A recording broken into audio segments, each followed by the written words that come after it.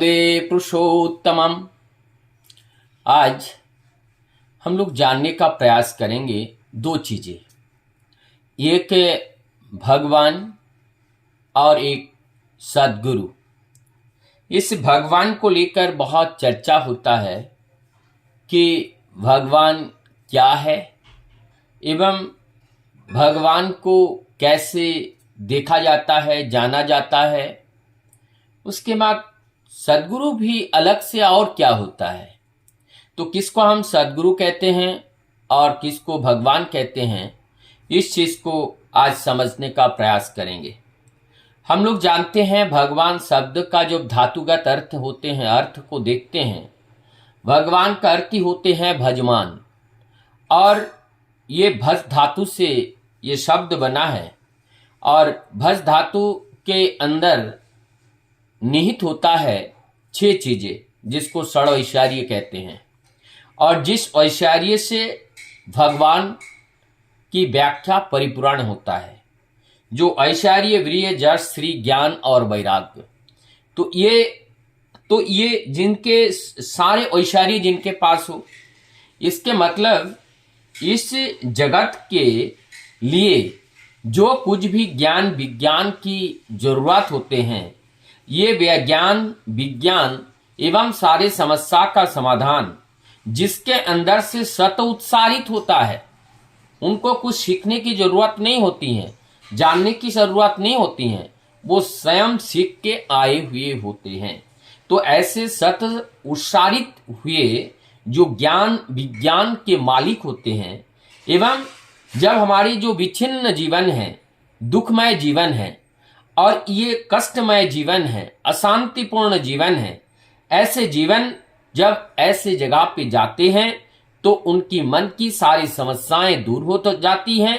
तृष्णा दूर होता है, दुख दूर होता है, कष्ट दूर होता है, अर्थात सभी समस्याओं का समाधान जिनके सानिध्य एवं जिनके प्रति आसक्त होने से दूरीभूत हो जाता है, उसी को ही वास्तव में भगवान कहा जाता है।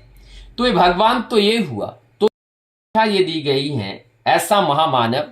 जो धरती पर आते हैं, जिनके पास ये साढ़े ऐश्वर्य होते हैं, जिनको भगवान के रूप में आख्यायित की जाती हैं, लेकिन उनका आचार आचरण चाल चलन चरित्र और काव्य दर्शन के अनुसरण करने पर उच्च जो निराकार सत्ता है, जो परम पिता है, उनकी प्रति या सत्य के प्रति विश्वास जन्म लेता है और उस सत्य के प्रति हमारा आकर्षण, और कहो चाहे प्रेम कहो, चाहे अनुराग कहो, चाहे भक्ति कहो, चाहे श्रद्धा कहो, ये कुछ ना कुछ हमारे बढ़ने लगते हैं। तो जिनकी सानिध्य लाभ करने से, जिनका काव्य दर्शन और जिनकी आचार आचरण को अनुसरण करने से हमारे जीवन में उस इष्ट सत्य परम पुरुष के प्रति, उस परम सत्य के प्रति एक अनुराग का जन्म लेता है, ऐसा जो मानव तनु धारण करके इस धरती पर जो महामानव का आविर्भाव होते हैं, उसी को सद्गुरु के रूप में जाना जाता है। तो यहाँ पर ये स्पष्ट हुआ कि भगवान कौन है और सद्गुरु कौन है। भगवान में और सद्गुरु में कोई अंतर नहीं होते हैं, और लगभग जो भगवान और सद्गुरु दोनों एक ही होते हैं, लेकिन जो सत रास्ता सत राह दिखाते हैं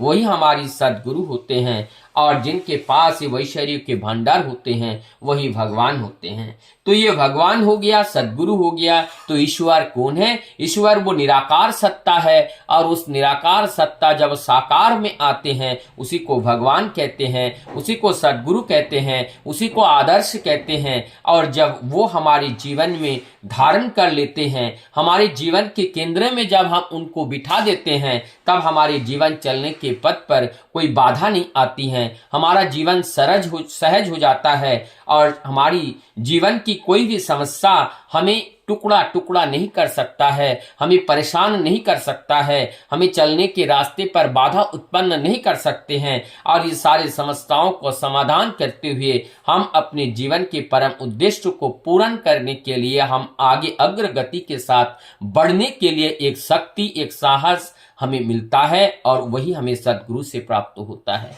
वंदे पुरुषोत्तमम्।